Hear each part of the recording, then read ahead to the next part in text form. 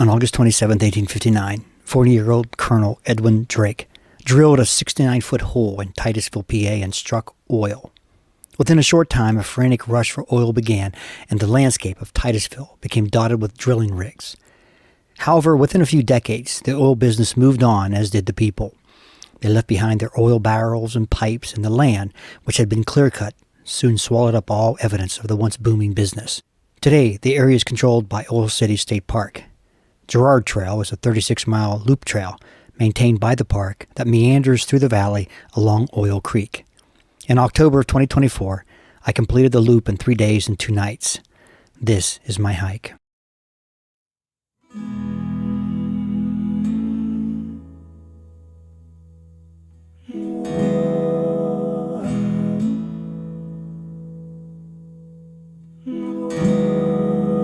I left home under gray skies and occasional fog and rain.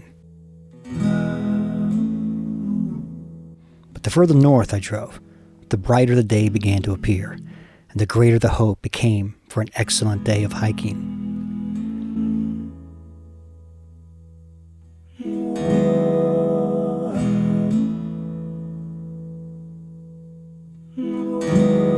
I arrived at the southernmost tip of the loop and parked at Wren Farms, located on the east side of Oil Creek.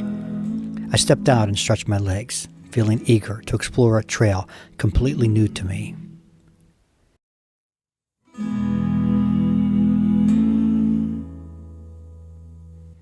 A wet chill hung in the air, though the gray and skies were no longer threatening. I gathered my gear and tightened down the latches. My pack was loaded with the essentials for 3 days and 2 nights on the trail. Not a heavy load, not a cumbersome pack.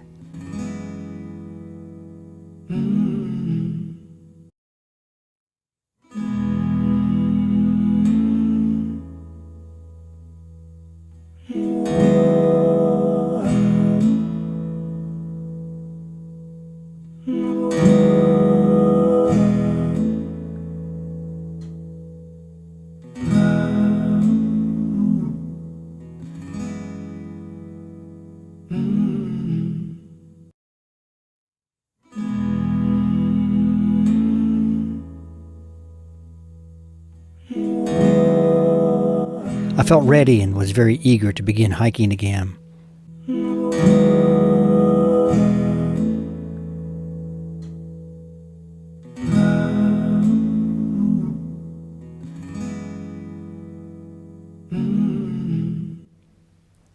I picked up the trail and within minutes discovered my first oil relic, a barrel resting in the undergrowth. I would soon discover that these barrels dot the landscape all around Oil Creek, becoming quite commonplace.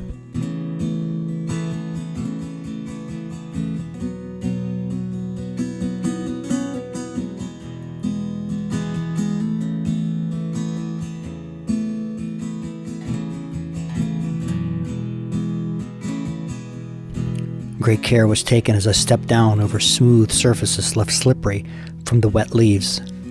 Days my exhalation too. Days come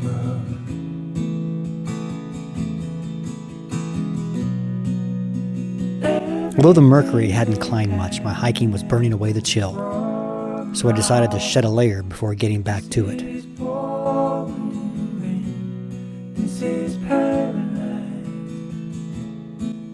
Autumn is an exciting time to be in the woods. The handover from summer to winter doesn't slip by unnoticed. It's as if the forest is making one final brilliant stand before winter, saying, "Come and explore me."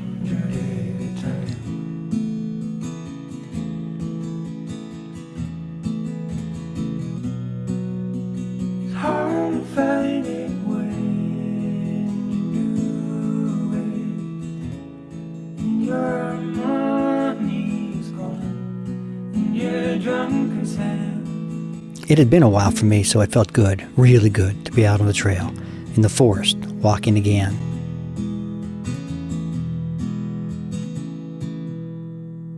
And you're back in racks and stacks and you low. Coming across these old oil relics was fascinating. They haunt the woods with a somber testimony to a former day when these woods were not so still, not so quiet.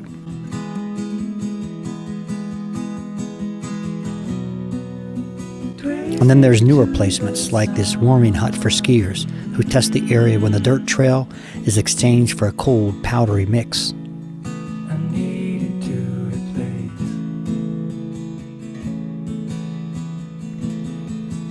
The higher I climbed, the steeper the hillsides became.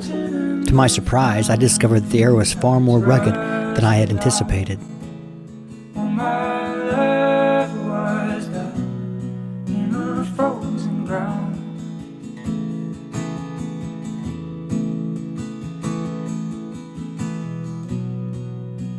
And there's a black crow sitting across from me.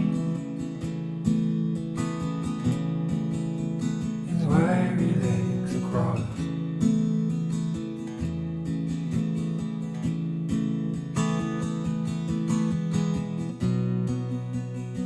After an afternoon of easy hiking, I reached the cow run shelter area. I had encountered only one other person who was out trail running. Otherwise, I had the woods all to myself.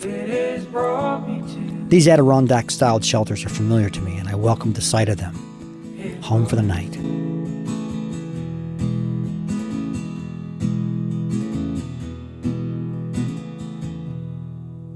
And you're back in the racks and stacks and you load. And you're back in the racks and stacks and you load. And you're back in the racks and he's unstacking you load.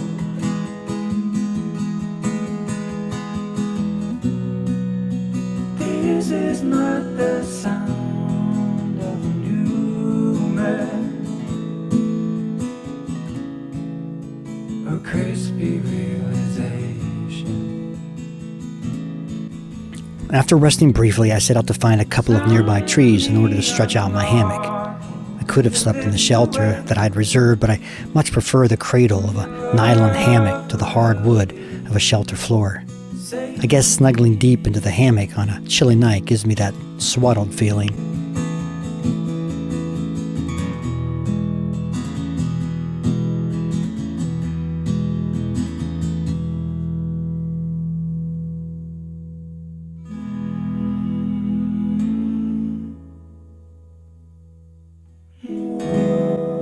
After making my bed, I returned to the shelter and built a small fire. The temperature was quickly dropping as the reach of the sun seemed to be losing its interest in the forest and its hand was slipping away.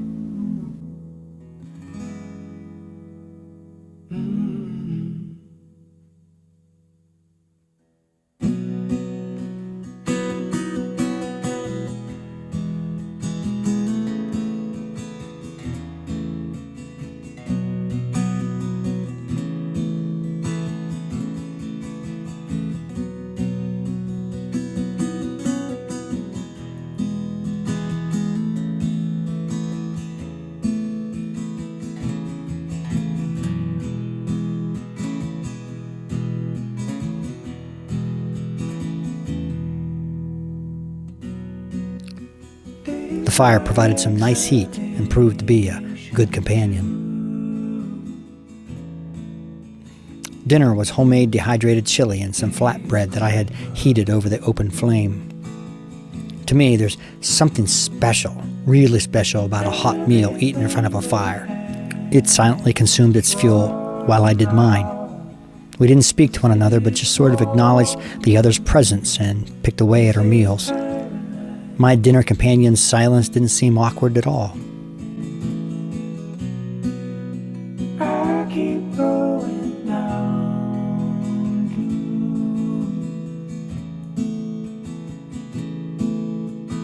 100 at a time.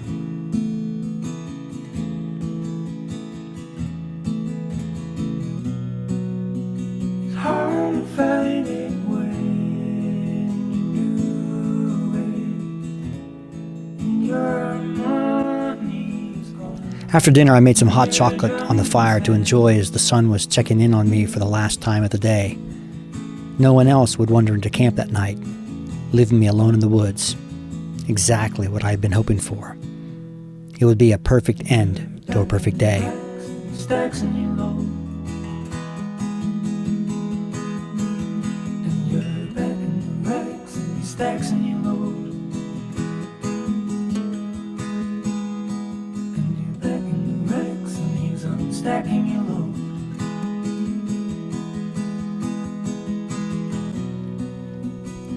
In spite of the cold night, I had kept warm and toasty in my hammock, but it was a cold way to start the morning. My food had been stored safely away in the provided critter box. I retrieved it and then quickly coaxed a small fire into being, and then took advantage of its warmth before making my breakfast. It's rusted out. All my love was down in a frozen ground.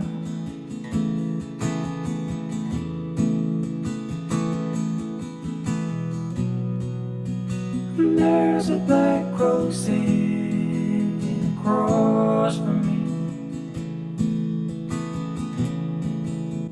After eating, I filled my water bottles for the day at the incredibly convenient spigot. I came expecting to filter my water, but there was no need. It was easy to gather and was already potable. In my keys, he even fakes a toss. What could I then set out. Today would be my long day. has brought me? Although there are a couple of places where you can cross the river and shorten the journey, I wanted to complete the entire loop. So I would hike all the way north, cross the river, and then continue south to Wolfkill Shelters. It would be about 15 and a half miles of hiking, but the day was looking absolutely perfect for it. I think the best part of backpacking is the time of unhurried solitude, spending time with just your thoughts to decompress and then reprioritize life. Few things compare to hikes like these. This is not the sound of a new man, a crispy realization. It's the sound of me unlocking your lift away,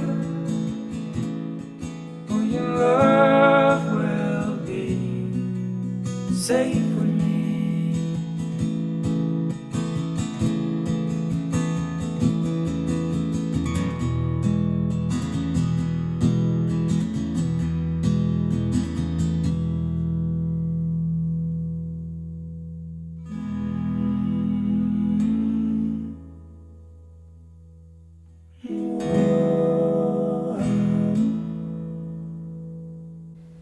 The bench I found offered a view of a small waterfall. However, due to the dry summer, the water was barely falling. But someone had taken the time to place the bench here, and so I wanted to honor that effort by sitting on it for a bit.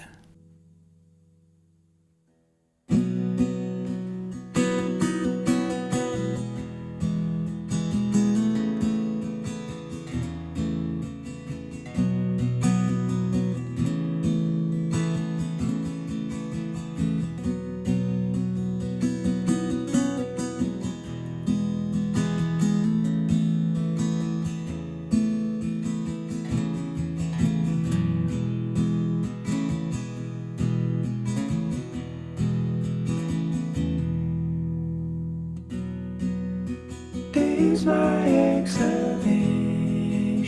too? Eventually, it became time to shed a layer as the sun was beginning to warm things up. Everything that happens is from now. This is pouring rain. This is paradise.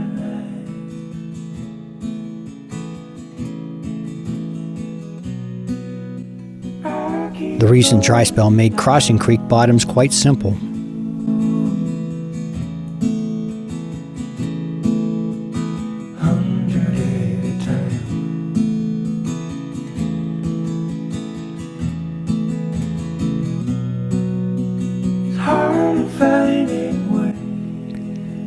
Around 1 in the afternoon, I had reached the northern end of the trail and a bridge that would take me to the west side. I had held off on lunch, hoping that I could find a place in the open to eat it. I was quite pleased to find a small park, complete with picnic tables. It was better than I had hoped for, and the view from my lunch table was worth the wait. Autumn in her glory. And you're back in the racks and your stacks and your load. And you're back in the racks and he's unstacking your load.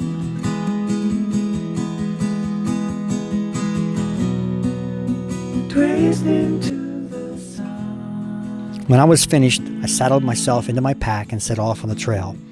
I would now be moving southward with the river.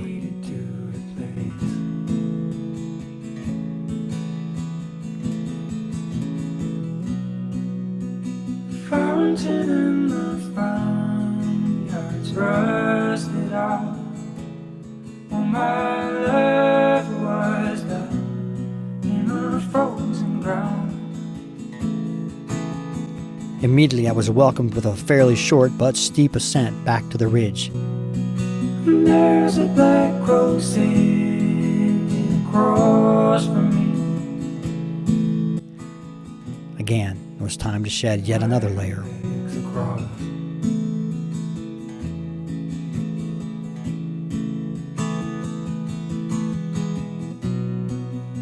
He's dangling my keys. He even fakes a toss. Oh, what could it be that has brought me to his loss? The afternoon proved to be spectacular hiking weather. Clear, clean, warm, honest, bright, rejuvenating, welcoming.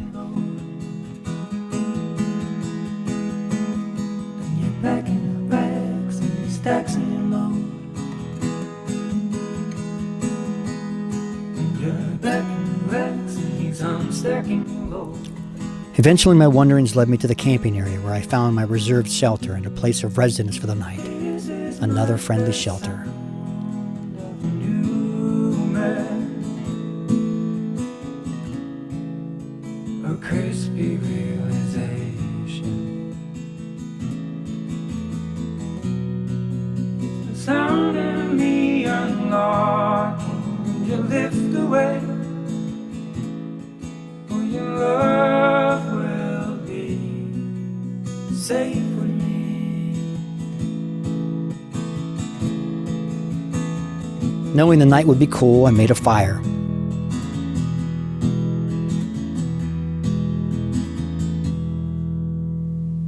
Tonight's meal would be produced on the heat of that fire. Heat released from wood that had been storing up the sun's energy for just this time.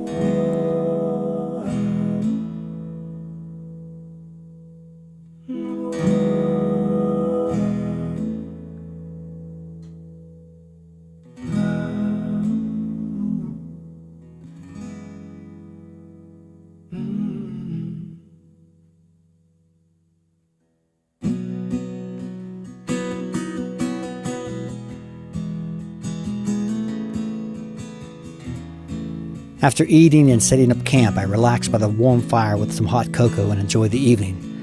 Once again, no one joined me, and I was able to sit and enjoy the absolute solitude enveloped in quiet darkness.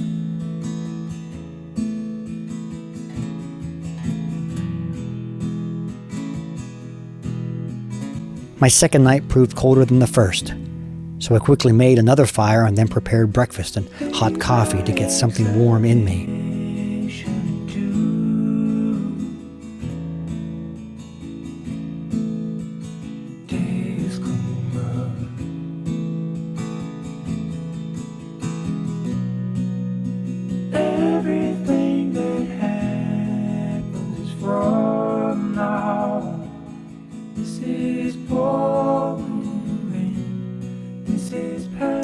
Once camp was all packed up, I set off again.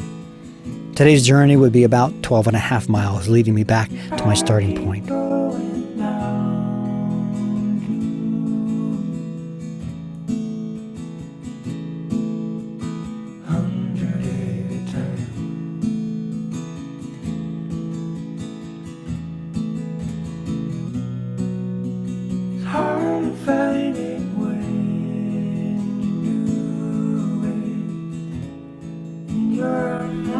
When I reached this old relic, I decided to stop and explore a bit.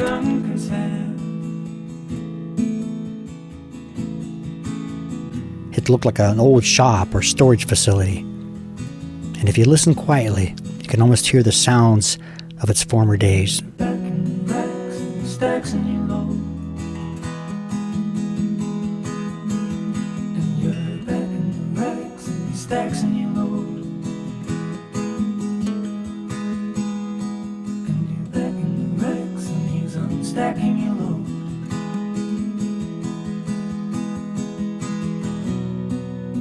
Twisted to the sun.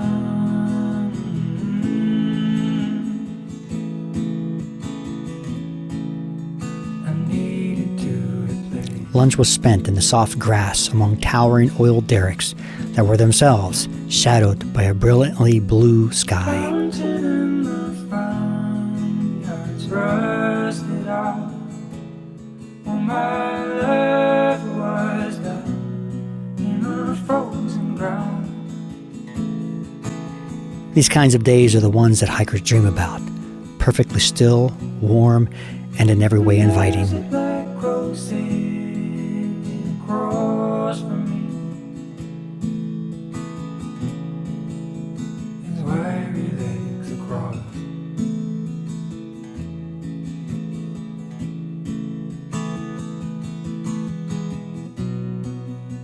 He's dangling my keys. He even fakes a toss. What could it be that has brought me to? Finally, I reached the south end of the park and crossed the river one more time before reaching my vehicle and closing up the loop.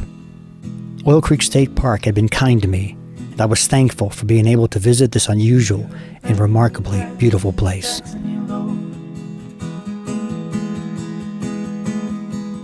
Back in the bags and stacks in your load.